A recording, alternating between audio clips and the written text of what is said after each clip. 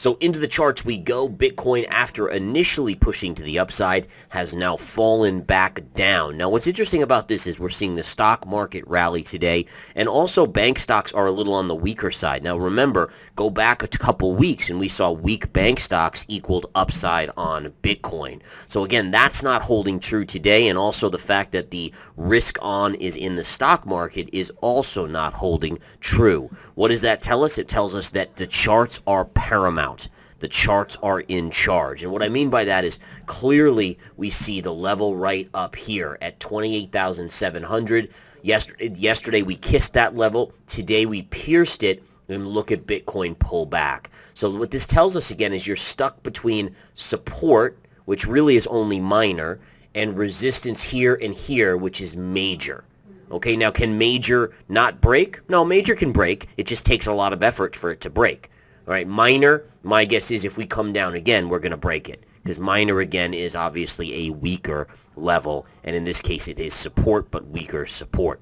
Okay, so essentially what do we take from this? Well, we take from it the fact that Bitcoin is stuck in a parallel channel of resistance here at 28,700 and support at 26,700. We also take it from the fact that even if Bitcoin got through this level, there's a lot of resistance up here. Being a major level, I continue to believe, based on probabilities of the charts, that the downside is the more likely scenario. Now, that doesn't mean we can't pop to 30 first and tag that upper range, but ultimately, again, probabilities are still signaling to the downside. Okay, so that's just what I wanted to point out there on the Bitcoin chart. If we did fall on Bitcoin after that first level of minor support, you have this 25,000 level right here, very clear as day. You can see these little tops here matching up with this area right here, and again, that's right around 25,000. Following that, you have an upsloping trend line and support here. Now, let's just say we do break 30,000 here. The upper range, 30,500 really is right around that upper range. Then you have more resistance right around 34,500, more resistance around 37.6. There's a lot of levels right up under here that are going to cause resistance for Bitcoin. And again, that's all dependent on if we get through this big level here. Just like on the downside, we have to get through this minor level before we start trading towards 25,000. All right, onto the Ethereum chart. And Ethereum, again, pulling back just a little bit. Amazing how many times we've now hit this upper channel line. Kind of get the sense that it keeps on trying to break to the upside. It's just obviously can't, right? It's just struggling at this point, really having trouble with that upper level of resistance. Now, again, could it be some consolidation? It could be. But again, you can't assume breakout. And I'm in the position of just saying, listen, it doesn't matter what I think. The charts are the charts. Resistance can be broken, but until it's broken, it's a brick wall in front of you. And you have to respect that until it's broken. So I think that's the key there, folks, is that, it doesn't matter what we believe. A resistance is a resistance, just like a support is a support. And until it's broken, you have to go with, okay, this is resistance or support. That's just what it is. All right. Let's go to a couple other situations here and take a look at a couple other things. If we go through Matic, we'll take a look at Matic real quick. Matic, again, continues to vastly underperform Bitcoin and Ethereum. Again, both Bitcoin and Ethereum near their recent highs. We obviously see Matic that was up here, and it's now all the way down here. So again, how do you take that? I mean, what do you take that to mean? And essentially what you take that to mean is that it's very clear that the banking crisis drove some money, a decent amount of money, into the big trusted cryptocurrencies, namely Bitcoin and Ethereum. It didn't drive money into the alts, which are definitely more on the risk level side. And again, that's just, again, if you think about it, it actually makes a lot of sense.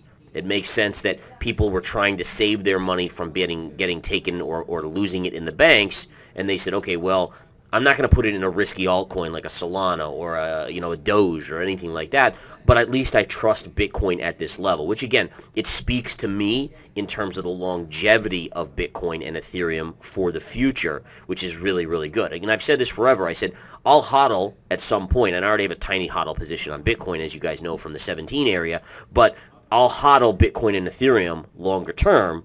But I'm not at a point where there's any altcoin yet besides those coins that I would hodl just yet. All right, again, they're unproven. You don't know if they'll still be around in 5 years from now or if they'll even be at the leaderboard 5 years from now versus Ethereum and Bitcoin, basically. Those should be still around and leading.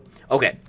Next up, let's take a quick look at Solana. Solana, again, downward channel, and again, I have these lines drawn in. You are making a little bit of choppy bearish pattern here. This is going to be your first support. If it breaks through that, that's a huge level here. Resistance going to remain right up there. Avalanche real quick. Avalanche hammering on the upper end of a little bit of a channel here, but still no breakout. Again, kind of a little bit of bullish consolidation here, though, on this. And again, believe it or not, this is one of the better charts in the alt area in terms of flag patterns. You have a nice little sideways consolidation after this wide range green bar. So again, you know, if someone said to me, you have to buy an alt, right now, the chart-wise, this looks the best.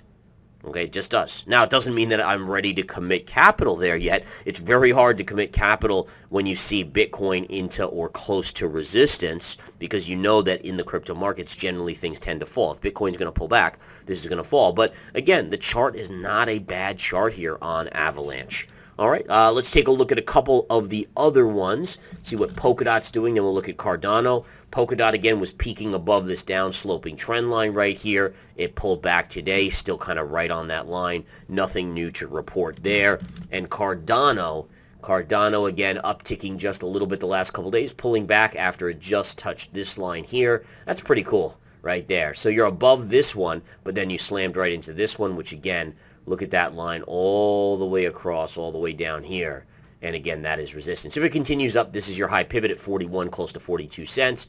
And if it gets through there, you have a little resistance at 44 cents and then so on forth and going forward there. So I'll guide you on that, obviously, should anything change. But again, we're at a point where things are relatively quiet. But again, Bitcoin was pushing above that first resistance and failed to hold it and has come back in at this point. And to me, again, that signals the risk that at some point Bitcoin's, even if it pops to 30, it looks to me like it's running out of steam here. I think if you're going to see Bitcoin push through, you're going to have a second round two of the banking crisis. And I think that could conduce or persuade people to put more money and drive Bitcoin through 30,000. Aside from that, I'm trying to figure out what would be the next catalyst, and at this point, I do not have it.